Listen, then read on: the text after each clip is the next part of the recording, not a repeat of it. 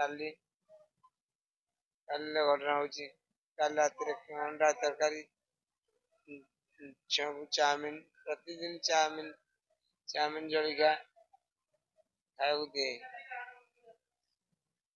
କାଲି ରାତିରେ ବାବା ଆସିଥିଲେ ସାଧୁସନ୍ଥ ବାବା ଜାତକ ଦେଖୁଥିଲେ ଭଦ୍ରକକୁ ଯାଇକି ସେଠି ଦେଖୁଛନ୍ତି ୟାର ମିସେସର ଏତେ ହବ ନାହିଁ ତରକାରୀ କରିଛି ଆଉ ଏମିତି ହବ ବୋଲି ଧାରଣା।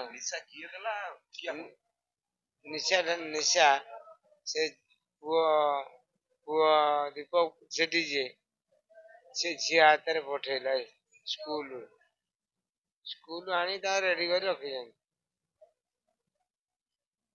ପକେଇଛି। ମୁଁ ଟିକେ ନାକୁ ଝୋଳ ଖାଇଦେଲି।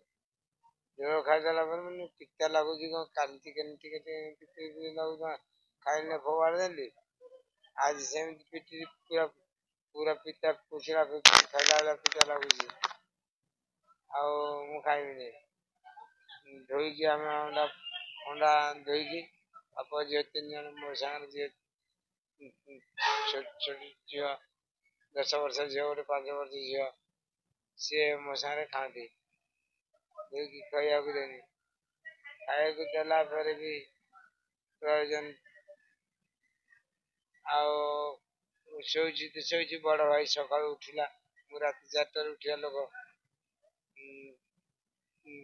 ବଡ ଭାଇ ଆସି ଦେଖିଲା କାହିଁ ମୋ ଭାଇ ଉଠିନି ସେ ଯୋଉ ପୁଅ ନବା ପାଇଁ ତାର ଉଦ୍ଦେଶ୍ୟ ନଥିଲା ଝିଅରେ ଯିବାରେ ସେ ପୁଅ ଜବରଦସ୍ତ ତାକୁ ନିଶା ଦେଲେ ତ ବାପା ମା ଖାଇକି ଶୋଇବେ ଆସିବେ ନିଶା ଦେଲା ପରେ 2 ସାଙ୍ଗରେ ଫେରାର ହେଇକି